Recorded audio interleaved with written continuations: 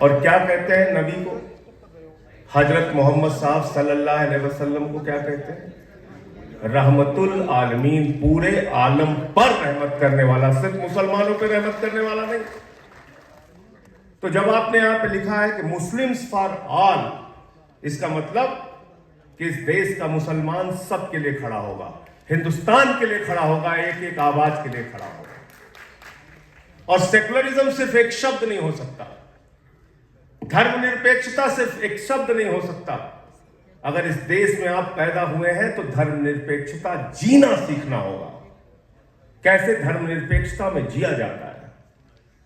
शब्द तो सेकुलरिज्म का आप बोल सकते हैं, पढ़ सकते हैं, बहुत अच्छे अच्छे भाषण दे सकते हैं, लेकिन जो सेकुलरिज्म हमारे कॉन्स्टिट्यूशन में लिखा हुआ है, जब कहते हैं हम हिंदुस्तान एक सेकुलर मुल्क है, ये मुल्क है हिंदुओं के लिए भी, मुसलमानों के लिए भी, सिखों के लिए भी, ईसाइयों के लिए भी, बौद्धों के लिए भी, सबके लिए जब हम सेकुलरिज्म की बात करते हैं तो सेकुलरिज्म वो शब्द है जिसको आपको जीना सीखना होगा, अपने आचरण में लाने का प्रयास करना होगा।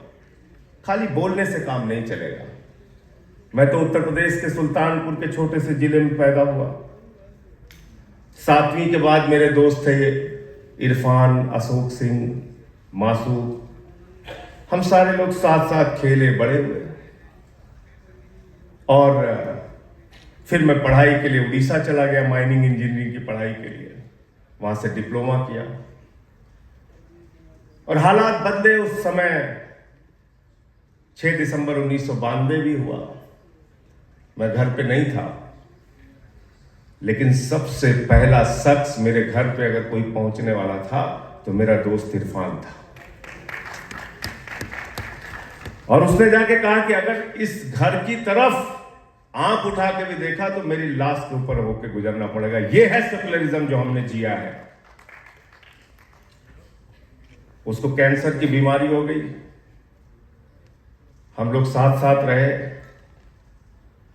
जब उसकी मृत्यु होने लगी तो उसने अपने कागज पे लिख के दिया, अब संजय सिंह इस घर के बेटे हैं, इनको इसी तरीके से साथ में रखना। तो हमने सेकुलरिज्म को जिया है। ये शब्द नहीं है, सिर्फ एक साथ मिलकर रहना कैसे है ये सीखा है। और आज इतने सालों के बाद इरफान हमारा दोस्त था और आज उसका बेटा सूफियान हमारे बेटे का दोस्त है। हमारी पीढ़ियों के रिश्ते हैं। कोई खड़ा होता है, भड़काने के लिए चला आता है, जोर जोर से भाषण देगा, लोगों को बांटने का काम करेगा। बांटने से हिंदुस्तान आगे नहीं बढ़ेगा, मोहब्बत की बुनियाद पे हिंदुस्तान आगे बढ़ेगा, नफरत की बुनियाद पे हिंदुस्तान आगे नहीं बढ़ सकता है। यही तो आपके देश की खूबसूरती है, जहां अलग अलग भाषा, अलग अलग जाति, अलग अलग धर्म के लोग एक साथ मिलकर रहते हैं। यही तो आपके देश की खूबसूरती है। पूरी दुनिया में आप जाते हैं, कहते हैं हम इंडियन हैं। यहां आपस में आप नफरत फैलाने की बातें, और एक पार्टी तो दुर्भाग्य से इस देश की सत्ता में 10 साल से है, जिसके खिलाफ हम लोग लड़ रहे हैं, पूरी मजबूती से लड़ रहे हैं, और तब तक लड़ते रहेंगे जब तक ये नफरत की विचारधारा का खात्मा नहीं हो जाता। गोडसे की विचारधारा से हिंदुस्तान आगे नहीं बढ़ेगा, गांधी की विचारधारा से हिंदुस्तान आगे बढ़ेगा। ये बाबा साहब के संविधान को मान के हिंदुस्तान आगे बढ़ेगा। लेकिन आज तो जो सरकार है उसको संविधान से ही प्रॉब्लम है। अभी मैंने देखा शशि थरूर जी ने अपने भाषण के बाद कह दिया जय संविधान, तो ओम बिरला जी कहते हैं अरे जय संविधान मत बोलो। क्यों नहीं बोलेंगे जय संविधान? एक नहीं 1000 बार बोलेंगे जय संविधान, क्योंकि ये देश संविधान से ही चलेगा। संविधान के अलावा किसी मोदी और योगी के फरमान से नहीं चलेगा। और अभी यहां चर्चा हो रही थी कि मुसलमान हिंदुओं के लिए बोले, हिंदू मुसलमान के लिए बोले। बहुत अच्छी बात है। अदीब साहब आए थे तो मैंने भी ये बात कही थी। लेकिन अगर सेकुलरिज्म को मजबूत करना है तो बात यहीं तक सीमित नहीं रहेगी। याद रखिएगा, मुसलमान हिंदू के लिए बोले, हिंदू मुसलमान के लिए बोले, हिंदू सिख के लिए बोले, मुसलमान सिख के लिए बोले, सिख हिंदू के लिए बोले, मुसलमान के लिए बोले, यही तक बात सीमित नहीं रहेगी। मैं मानता हूं कि अगर इस देश के सेकुलरिज्म को मजबूत करना है तो हिंदू हिंदू के खिलाफ भी बोले अगर वो कुछ गलत कर रहा है। गलत तो नहीं कह रहा हूं। अगर मैं हिंदू हूं और कोई हिंदू संगठन बनाकर हमारे समाज को भड़काने का काम करेगा कि चलो भाई मुसलमानों से लड़ना है, झगड़ना है, तो उसके खिलाफ बोलने की जिम्मेदारी हमारी नहीं है। और मुसलमान भी मुसलमान के खिलाफ बोले अगर वो कुछ गलत करने जा रहा है, और सिख भी सिख के खिलाफ बोले अगर वो कुछ गलत करने जा रहा है, और ईसाई भी ईसाई के खिलाफ बोले अगर वो कुछ गलत करने जा रहा है, तभी सेकुलरिज्म मजबूत होगा। ऐसे मजबूत नहीं होगा। पीड़ा यहां पर सबकी कही गई, बहुत अच्छी बात है। आज क्या हो रहा है इस देश के अंदर? पहले मुसलमानों को गाली दिया, फिर सिखों को गाली दिया, फिर ईसाइयों को गाली दिया, फिर बौद्धों को गाली दिया, फिर जाटों को गाली दिया, फिर मराठों को गाली दिया, फिर किसानों को गाली दिया, फिर पहलवानों को गाली दिया, अब अयोध्या वालों को गाली दे रहे हैं। दे रहे नहीं दे रहे बताओ? तो ये भारतीय गालीबाज पार्टी है। मैंने तो इसका नाम बदल के भारतीय झगड़ा पार्टी रख दिया।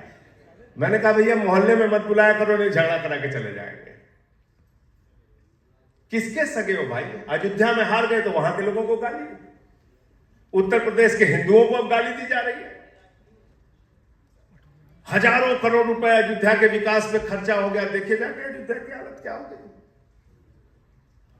आप मुझे बताइए कि आप अयोध्या से हार गए तो अयोध्या के लोगों को गाली दे रहे हैं, और वहां पे बुलडोजर चला के, अभी बुलडोजर का जिक्र हमारे कश्मीर के साथी कर रहे थे, बुलडोजर चला, बिल्कुल ठीक बात है। जाकर देखिए अयोध्या में, इमरान आते हैं हमारे बगल से प्रतापगढ़ से, अयोध्या में बुलडोजर चला के हजारों मकान तोड़ के जमींदोज कर दिए गए। तो बुलडोजर चल रहा है, मुसलमानों पे चल रहा है, चुपचाप बैठे हो मजा आ रहा है, सिखों पे चल रहा है मजा आ रहा है। ये मत सोचना कि तुम बच जाओगे। नोएडा में त्यागी जी वाला बुलडोजर देखा था कि नहीं आपने? त्यागी जी का चला, फिर पलट के दूसरे वाले पे चला। ये जो राजनीति होती है इसका अंत बहुत खराब होता है। ये अपने को ही सबसे ज्यादा नुकसान पहुंचाने का काम करती है। ये बात हमें समझनी होगी, और इस देश का सेकुलरिज्म मिल के आगे बढ़ेगा। हमारे दोस्त दानिश अली यहां पे बैठे हुए हैं। एक सांसद ने इनके खिलाफ ऊट पटांग बोलने का काम किया। सुबह में आंख खुली, 6 बजे उठा, सबसे पहले इनके पक्ष में आवाज उठाने का काम इनके भाई संजय सिंह ने किया। यह है हिंदुस्तान। ऐसे आगे बढ़ेंगे हम लोग, और कोई बचा नहीं है, बिल्कुल मत सोचिएगा। जो इनके खिलाफ बोलेगा इनके उत्पीड़न का शिकार होगा। मैंने उत्तर प्रदेश में आवाज उठाई, एक दिन में 9 FIR मेरे खिलाफ हुई। कुल 23 मुकदमे उत्तर प्रदेश में मेरे खिलाफ किए। पार्लियामेंट में मैंने आवाज उठाई, मैंने नारा लगा दिया संसद के अंदर, मोदी अडानी भाई भाई, देश बेच के खाई मलाई। क्या गलत बोला भाई? एक ही आदमी को हिंदुस्तान की सारी संपत्ति आप देते चले जा रहे हैं। उन कंपनियों से आपने इलेक्टोरल बॉन्ड लिया है जिन्होंने आपको चंदा दिया है, और आप देखिए कहीं सड़क टूट रही है, कहीं टर्मिनल टूट रहा है, यही सब चंदा दिए। तो मुझे टारगेट कर लिया इन लोगों ने। जीवन में कभी, मैं चुनौती के साथ कहता हूं, जीवन में कभी एक पैसे की रिश्वत नहीं ली, बेईमानी नहीं किया, इसीलिए आंख में आंख मिलाकर इस सरकार के खिलाफ लड़ पाता हूं। बावजूद इसके इन्होंने मुझे ईडी के जरिए जेल में भेज दिया, 6 महीने जेल में रखा, 6 महीने जेल में रखा। इसलिए किसी के सगे नहीं है, गलतफहमी में किसी को नहीं रहना चाहिए। न मुसलमान, न सिख, न ईसाई, न हिंदू, किसी के सगे नहीं है। जो इनके खिलाफ बोलेगा वो जेल में रहेगा। कभी संजय रावत जेल में रहेंगे, कभी अनिल देशमुख जेल में रहेंगे, कभी हेमंत सोरेन जेल में रहेंगे, कभी ममता बनर्जी के मंत्री जेल में रहेंगे, कभी अरविंद केजरीवाल जेल में रहेंगे, मनीष सिसोदिया जेल में रहेंगे, सत्येंद्र जैन जेल में रहेंगे, मुझे जेल में रखा। लड़ रहे इसीलिए तो रखा। लेकिन मैं अपनी बात का अंत इसी बात से करना चाहता हूं कि इस देश के सेकुलरिज्म को बचाने के लिए, मोहब्बत की बुनियाद पे हिंदुस्तान को बनाने के लिए जो कुछ भी कुर्बानी देनी पड़ेगी उसके लिए तैयार है। 6 महीने नहीं, पूरी जिंदगी अगर जेल में रहना पड़ेगा तो रहेंगे, लेकिन सच के लिए लड़ेंगे, इंसाफ के लिए लड़ेंगे, सेकुलरिज्म के लिए लड़ेंगे, कॉन्स्टिट्यूशन के लिए लड़ेंगे। बहुत बहुत शुक्रिया, बहुत बहुत धन्यवाद, आपने मुझे यहां बुलाया और अपनी बात कहने का मौका दिया।